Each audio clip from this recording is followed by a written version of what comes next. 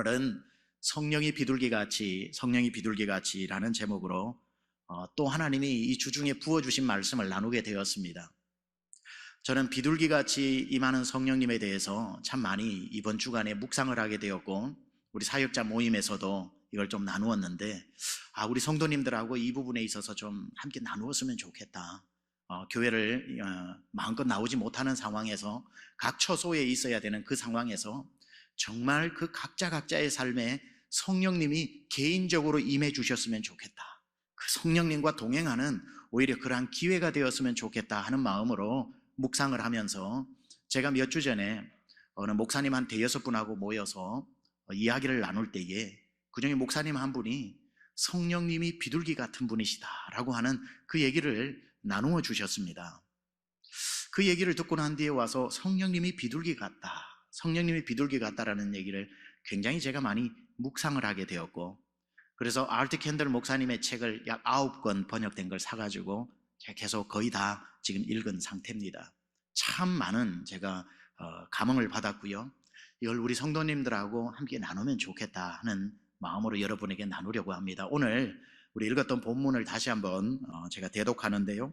요한이 또 증언하여 이르되 내가 보매 성령이 비둘기같이 하늘로부터 내려와서 그의 위에 머물렀더라.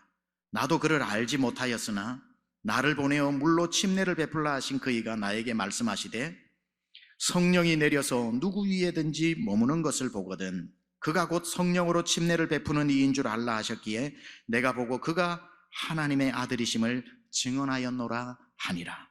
마태복음 3장 16절과 17절도 제가 봉독합니다. 예수께서 침례를 받으시고 곤불에서 올라오실 새 하늘이 열리고 하나님의 성령이 비둘기같이 내려 자기 위에 임하심을 보시더니 하늘로부터 소리가 있어 말씀하시되 이는 내 사랑하는 아들이요 내 기뻐하는 자라 하시니라. 이 알트 캔들 목사님은 미국 분으로서 저 남침내 신학대학교를 나오시고 영국에 있는 옥스포드에 공부를 하러 가셨다가 로이드 존스 목사님의 눈에 띄어가지고 후임이 되신 분입니다. 그리고는 25년간 거기에 목회를 하셨는데, 이분의 특징이 뭐냐면은 깊은 강해 설교와 성령 충만에 대한 균형이 잘 되어 있었다는 겁니다. 로이드 존스 목사님도 그게 참 잘 되어 계신 분이시거든요. 이 알트 캔들 목사님이 성령을 소멸하지 않는 삶이라고 하는 그 책에, 또 여러 다른 책에도 똑같은 이야기를 써놓으셨는데, 자기가 사랑하는 선교사님 부부에게, 그리고 자기와 오랫동안 교제하고 있는 체로키 인디언 사역자 중에 한 50년 동안 비둘기를 키운 사람에게 이야기를 들었다가 중요한 한 가지를 발견했다는 겁니다. 예수님께 성령이 비둘기같이 임했다는 이것을 묵상하다가 왜 성령이 비둘기같이라고 말씀하셨을까? 그러다가 그 50년 정도 비둘기를 키운 분한테 이런 얘기를 들었답니다. 캔들 목사님, 이게 비둘기라고 다 비둘기가 아니고 비둘기의 두 종류가 있습니다. 하나는 피존이라고 하고요, 영어로 피존. 그리고 또 하나는 도브라고 그럽니다. 도브. 여러분은 이게 그냥 영어의 표현이 다르다고 생각을 하실지 모르겠는데, 보통 피존은 어떤 걸 이야기하냐면 저 탑골 공원에 가면은 다 모여가지고 이렇게 던져주는 것을 먹고 사람을 겁내지 않고 사람에게 막 이렇게 쪼기도 하고 쓰레기도 뒤지고 저리 가 하고 이렇게 흩으면 푸르륵 날았다가 다시 여기에 돌아오는 그런 어떤 사람이 주는 음식을 주워 먹으면서 사는 굉장히 표현하자면 지저분한 그러한 비둘기를 피존이라고 이야기를 합니다. 도브, 터틀 도브라고 그러는데요, 도브는 어떠냐면 저 산에서 사는 야생 그런 비둘기를 말하는 겁니다. 사람에게 가까이 오지 않는, 사람이 오면은 저 멀리 구구 날아가 버리는, 그래서 깨끗하지 않은 데는 내리지도 않고 쓰레기가 있는 곳에는 찾아오지도 않고, 그렇게 굉장히 인간하고 거리를 두고 있는 그런 어떤 하얀 비둘기일 수도 있고, 또 종류는 여러 가지가 있지만 그런 깨끗한 인간을 접촉하지 않는 그 비둘기를 도브라고 이야기하는 겁니다. 그래서 도브가 있고 피존이 있는데, 예수께서 침례를 받으시고 물에서 올라오실 때에 성령님께서 비둘기같이 임하셨다라고 할 때, 이때는 사람을 좋아하는 피존이 아니라 도브라는 겁니다. 도브가 예수님 위에 내리는 장면을 봤을 때에 그 이스라엘에 있었던 사람들이 한 번도 보지 못한 장면을 보는 겁니다. 성령님인데 그 모양이 비둘기처럼 임하다 보니까 도민들의 눈에는 비둘기가 내려앉는 것 같았는데 그게 터틀도브. 어떻게 저 양반은 누구길래 저 도브가, 산비둘기가 저렇게 자연스럽게 저 사람 어깨 위에 내려앉을까? 깨끗하지 않으면 내리지 않는 저 도브가, 무엄하지 않으면 사람에게 도망가기 바빴던 저 도브가 어떻게 저 사람 위에 내릴 수 있었을까라고 하는 의문이 있었고, 그걸 알았던 침례 요한은 바로 저분이 하나님의 아들이시다라고 고백을 했던 것이지요. 성령이 비둘기처럼 임한다라고 하는 표현은 그래서 굉장한 표현입니다.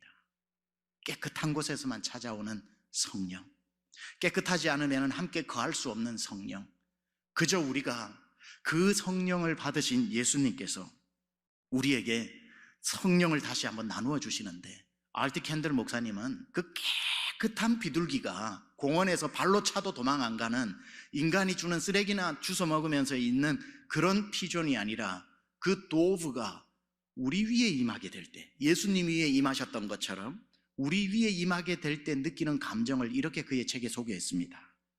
하늘로부터 성령의 비둘기가 내려와 내 위에 함께 하실 때만큼 평안하고 경이로운 순간은 없다. 그분이 함께 하시면 평안할 뿐 아니라 현명해지고 생각이 맑아진다. 용기와 자신감이 생기며 두려워할 것도 두려워질까 조바심을 낼 필요도 없다.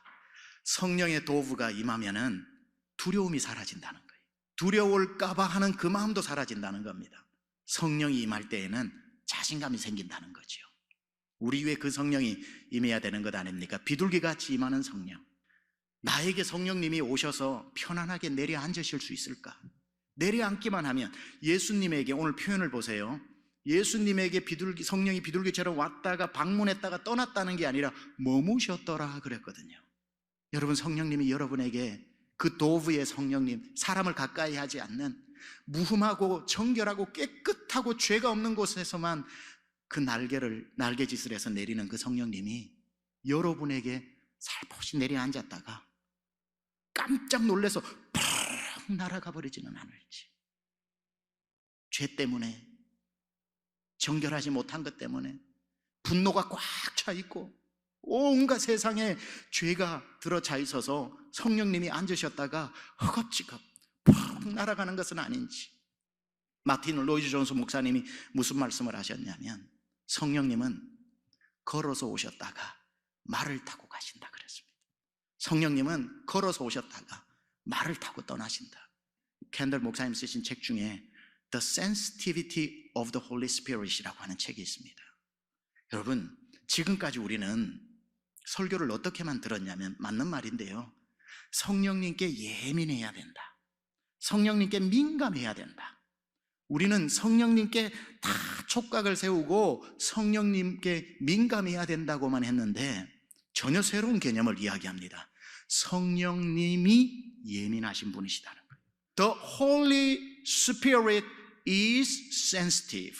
성령님이 예민하시기 때문에 오셨다가 거할 만한 것이 아니면, 여러분 위에 내렸다가 비둘기처럼 내렸다가 도저히 여러분에게 머물러 있을 수 없으면 굉장히 예민하신 분이시기 때문에, 죄와 함께 할 수 없기 때문에, 부정직과 함께 할 수 없기 때문에, 분노에 들어찬 사람 위에 내릴 수 없기 때문에 성령님이 날아가 버리신다는 표현을 쓰는 겁니다. 그래서 우리가 해야 될 일은 뭐냐?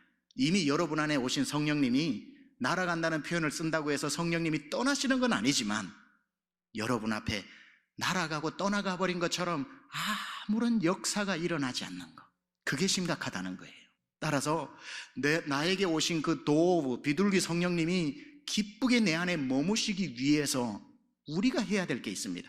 예민하신 성령님이 편안하게 계실 수 있도록 우리가 준비해야 될 게 있는데, 그게 에베소서 4장 30절 같이 봉독합니다. 시작. 하나님의 성령을 근심하게 하지 말라. 그 안에서 너희가 구원의 날까지 인치심을 받았느니라.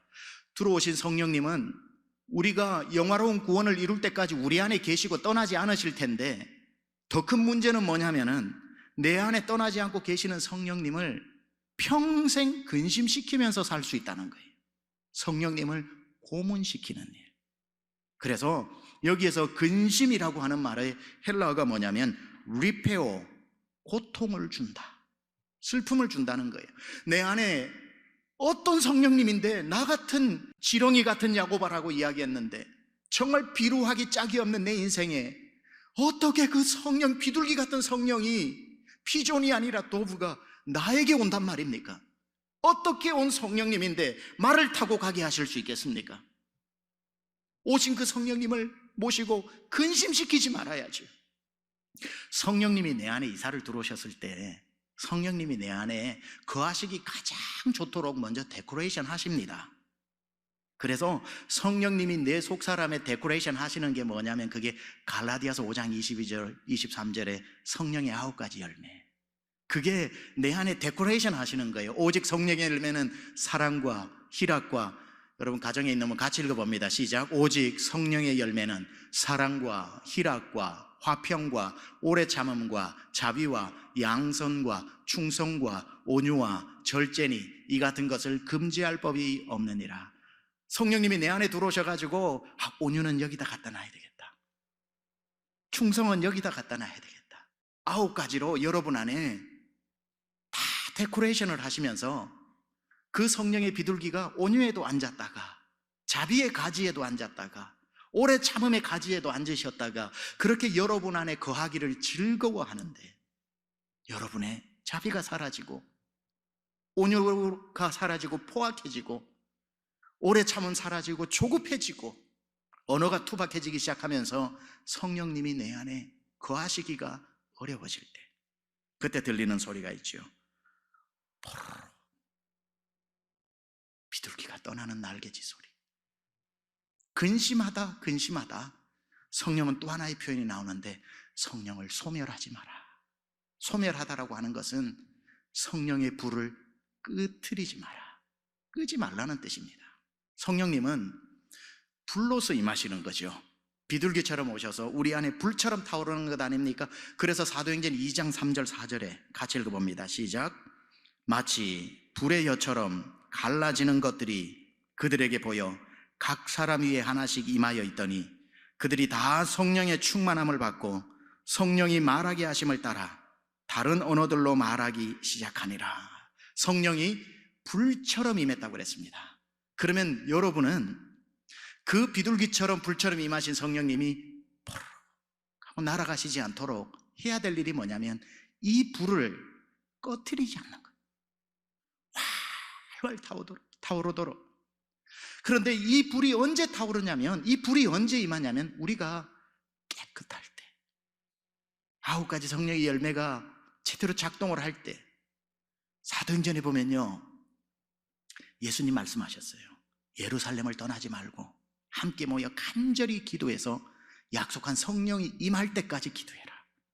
그리고는 불이 임할 때까지 그들이 열흘을 기도했다는 거예요. 왜 첫날에 안 오셨을까? 둘째 날에 안 오셨을까? 첫날에 모여가지고 120명이 주여 성령의 불을 달라고 했을 때 성령님이 이러셨을까? 내가 비둘기처럼 임하지를 못하겠다. 아직까지 나는 더러운 곳에 내리지 못한다. 너희 중에 아직 죄를 태우는 기도를 하지 않는 사람들이 여전히 수십 명이 있다. 3일이 지나고 5일이 지났을 때 주여 오시옵소서. 아직까지 내가 임하기에는 너희 죄를 덜 회개했다. 아직까지 거기에 죄가 있다. 7일째가 되고 8일째가 되고 9일째가 되면서 주여 성령을 보내주십시오. 주님이 말씀하십니다. 이제 거의 다 됐다. 너희가 통회하고 자복하여 깨끗하게 되어라. 열흘이 되던 날 그들이 회개함으로 눈물로 하나님 앞에 정결하고 부르짖었더니 그때 성령께서 이제야 됐다 하고 비둘기처럼 불처럼 임하신 겁니다. 우리의 삶에 성령님은 깨끗할 때 임하시는 거예요. 깨끗하지 못할 때 포로록 하고 날아가는 그 성령님을 말처럼 급히 도망가시게 내버려둬서는 안 되는 겁니다. 성령이 소멸되지 않는 것, 성령이 떠나가는 것에 대한 비참함. 여러분, 사울 임금은 성령이 떠났는데도 떠난 줄도 몰라. 그래서 비참한 인생이라는 거예요. 여러분의 삶에 성령의 역사가 사라졌는데도 우리 강중집 성도 중에 성령님하고 내가 동행하면서 성령님이 날 돕고 기뻐하신다고 착각하면 안 돼요. 사울처럼 성령이 떠났는데도 떠난 줄 모르고 왕관을 쓰고 있으니까 아직 왕인 줄 알고, 떠나도 떠난 줄 모르는 사람이 있는가 하면 떠나지 않았는데도 떠나지 말아달라고 부르짖는 사람이 있었으니 다윗입니다. 그가 중죄를 지었을 때 알았어요. 내가 이 죄와 성령님이 함께하지 못한다는 거. 그래서 그가 성령님이 떠나시기 전에 회개하는 거예요. 하나님, 떠나지 마시고 내가 회개합니다. 그 성령님을 붙잡는 기도, 시편 51편 7절과 10절에서 12절, 다윗이 성령님을 어떻게 붙잡는 기도를 하는지. 우슬초로 나를 정결케 하소서. 내가 정하리이다. 나의 죄를 씻어주소서. 내가 눈보다 희리이다. 하나님이여, 내 속에 정한 마음을 창조하시고 내 안에 정직한 영을 새롭게 하소서. 나를 주 앞에서 쫓아내지 마시며 주의 성령을 내게서 거두지 마소서. 주의 성령을 내게서 거두지 마소서. 주의 성령을 내게서 거두지 마소서. 주의 구원의 즐거움을 내게 회복시켜 주시고 자원하는 심령을 주사 나를 붙들어 주소서.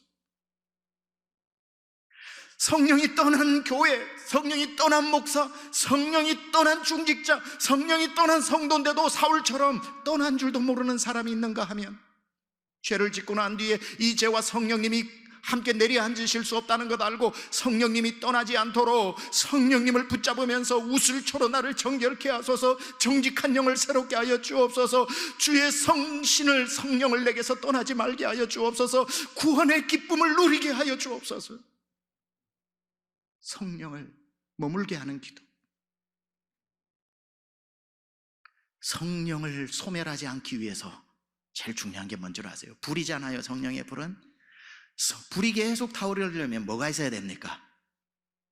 기름이 있어야 되죠.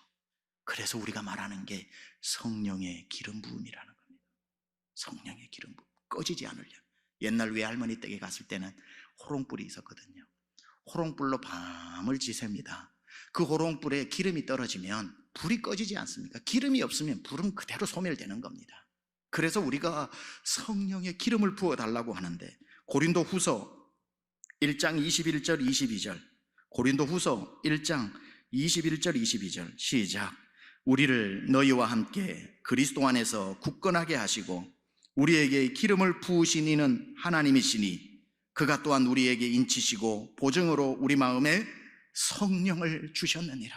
기름을 부으신다고 그런 거예요. 마태복음 25장에 그래서 칭찬받은 슬기로운 5 처녀가 왜 칭찬받았습니까? 기름 준비해서 불 꺼뜨리지 않았기 때문에. 여러분의 기름은 안전합니까? 여러분의 성령의 불은 타오르고 있습니까? 저는 이렇게 성령님께서 오셨을 때에 성령님의 말도 안 듣고 거하시기에도 참 불편하게 만들고, 목회하는 중에 참 성령께 제가 무뎠을 때에 한 성도님을 그 늦은 시간에 신방하러 갔을 때에 주께서 그 밤 8시 넘어서 이제 우유를 한 병 사가지고 그 심장마비가 온 분 신방을 갔더니만 문이 닫혀가지고 이제 다시 집으로 돌아오려고 하는데, 권사님 제가 왔는데 남편 신방을 왔는데 8시에 문이 닫혀가지고 내일 다시 올게요 하니까, 목사님 안 오셔도 돼요. 목사님 안 오셔도 돼요. 아니요, 내일 다시 올게요. 1시간 거리를 갔는데 빈손으로 못 가고 우유 한 병을 사가지고 갔지요. 그리고는 터덜 우유를 들고 제 차를 세워놓은 데로 오니까 8시 이후라서 그 올세인트 하스피틀이라는 데인데 그게 다 파킹장이 비어 있는데, 그냥 지나가는데 저쪽으로 등을 보이면서 저보다 머리 하나에서 2개는 더 클 정도의 백인 남자가 턱 서 있는 거예요. 한국에서나 백인을 보면 신기하지 미국에서 백인 보는데 뭐가 신기하겠습니까? 그냥 여느 때처럼 그 우유를 들고 차로 가는데 차에 다다를 쯤에 성령께서 그때 아마 거의 처음으로 제가 영적인 무지가 깨어지는 순간이었습니다. 자꾸 이야기하는 게 그 한 번밖에 사건이 없었던 게 아니라 그게 시작이어서 나누는 겁니다. 너 저 사람에게 빨리 가. 저 사람에게 빨리 가, 이 말이 들린다고 해서 순종하기 쉬운 것 같아요? 쉽지 않습니다. 왜냐하면 예 하고 가가지고 Here I am 할 수 없잖아요. 왜 가야 되는지를 모르겠는데 빨리 가라니까 제가 성령에 무지하다 보니까 불순종한 겁니다. 차에 올라탔어요. 후진기어를 넣고 가려고 하는데 성령께서 빨리 차 세워 하는 이 거부할 수 없는 부담감이 있잖아요. 차를 세웠습니다. 왜 가야 되는데요? 너 가서 이 우유를 갖다 줘라. 우유 주는 거야 뭐가 어렵습니까? 목적이 있으면 행동도 당당하지. 그래 가가지고 있는데 여전히 그 자세로 서 있길래 헬로우 하니까 저를 보고 깜짝 놀랍니다. Do you like milk? 하니까 놀라면서 yeah, I like it. 좋아한다는. 그래서 제가 Here you go 하고 줬습니다. 그러니까 이 사람이 받다가 궁금하잖아요. 왜 나한테 주는데? Why do you want to give this to me? 그러더라고요. 제가 그때 얘기를 했죠. I don't know. 모르겠다 그러니까 what? 그러더라고요. 그 뒷말에 제가 얘기했습니다. 하나님이 지금 당신한테 갖다 주래요. 하나님이 지금 당신한테 우유 갖다 주래요. 그러니까 그분이 Excuse me, what did you say? 뭐라고요? 지금 뭐라고 얘기했습니까? 하나님이 당신한테 이 우유 갖다 주래요. Excuse me, what did you say? 한 서너 번을 묻습니다. 그리고는 Did you say God? 지금 하나님이라고 얘기했냐고. Yes, God. Did you say God? 지금 하나님이라고 얘기했냐고. Yes, God. 그 덩치 큰 그분이 울기 시작을 하는데 Listen my story. 내 얘기 좀 들어보세요. 하면서 뭐라고 얘기하냐면 나에게는 아들이 둘이 있는데 3개월 전에 첫째 아들이 집을 나갔는데 살았는지 죽었는지 알 수가 없다. 아들 하나가 더 있는데 둘째 아들인데 오늘 자살을 해서 저 응급실에 들어와 있는데 살 가망이 없다. 그리고 오늘 낮 12시에 그 소식을 들은 내 아내는 나에게 이혼을 통보해왔다. 나는 하루 만에 모든 걸 잃어버렸다. I lost everything in a day. I'm a Christian. 나는 예수를 믿고 살았는데 이 상황에서 내가 하나님 계신지를 내가 도무지 모르겠다. 그래서 방금 저 이멀전시룸 응급실에서 뛰어나와서 하늘을 보면서 내가 무슨 기도를 했는 줄 아나? 하나님, 내 평생 하나님 계신 줄 알고 살아왔는데 내 상황을 보니 하나님 안 계심이 분명한데 지금 당장 하나님이 계시다는 것을 보여주지 않으신다면 나는 여기서 자살하겠습니다 라는 말이 딱 끝났는데 웬 동양인이 나타나가지고 Do you like milk? 하나님 빨리 갖다 주래. Did you say God? 지금 하나님이라고 했냐고. 그러면서 하나님이 그 사람 살리려고 저의 무지를 깨워 우유 한 병을 갖다 주면서 하나님이 갖다 주라고 했던 그 말에 펄쩍펄쩍 뛰면서 이분이 God is alive. 하나님 살아계시고 God is alive. 하나님 살아계시다고 하면서 대번에 어떻게 알았는지 Are you pastor? 목사님입니까? 그러길래 Yes I am. 제 목사 맞습니다. Can you pray for me? 기도해 주시겠습니까? Yes I can. 내가 해드리겠습니다. 저 앞에서 무릎을 꿇는 거예요. 그리고는 제가 반무릎을 꿇고 그 머리에 안수를 하면서 기도를 했는데 제 구두가 느껴질 정도로 그 뜨거운 뚝뚝 떨어지는 눈물이 제 구두 위로 떨어지는데 그 사람 머리 위로는 더 굵은 눈물이 제 눈물이 떨어지고 있었습니다. 막 그 사람이 울면서 기도를 하는데 제가 기도를 해주는데 제 눈물은 무슨 의미였냐? 그런 음성이 한두 번 들려온 게 아니었는데 그때마다 바쁘다고 별일 없겠지 싶어서 지나가 버렸던 제가 얼마나 하나님 앞에 목사로서 부끄럽던지 하나님이 이제 앞으로 이 음성이 들리면 제가 절대로 거부하지 않겠습니다. 비둘기 같은 성령이 내 마음에 오셔서 불편하게 떠나가지 않도록 말씀하실 때마다 순종하겠습니다. 그때부터 이메일 하나를 보내도 습관이 생겼습니다. 주님 지금 보낼까요? 내일 보낼까요? 말씀 마무리하겠습니다. 히브리서 3장 7절에서 8절은 이렇게 말씀합니다. 그러므로 성령이 이르신 바와 같이 오늘 너희가 그의 음성을 듣거든 광야에서 시험하던 날에 거역하던 것 같이 너희 마음을 완고하게 하지 마라. 성령님이 여러분에게 무슨 마음을 주시든지 여러분 완고하게 하지 마시고 들으시기 바랍니다. 오늘 여러분에게 성령님이 비둘기처럼 임했을 때에 구구구구 하면서 여러분 안에서 온유의 가지도 안고 자비의 가지에도 안고 충성의 가지에도 앉아서 머물러 있으셔야지. 오늘 한국교회에 성령님이 떠났는데도 떠난 줄 모르고 성도들은 성령님이 떠났는데도 떠나는 줄 모르고 다시 우리에게 비둘기 소리가 들리고 날아가는 소리가 아니라 찾아오는 소리가 들리고 구구구구 성령의 음성이 가정마다 여러분 삶마다 우리 교회 안에 충만하시기를 주님의 이름으로 축원합니다.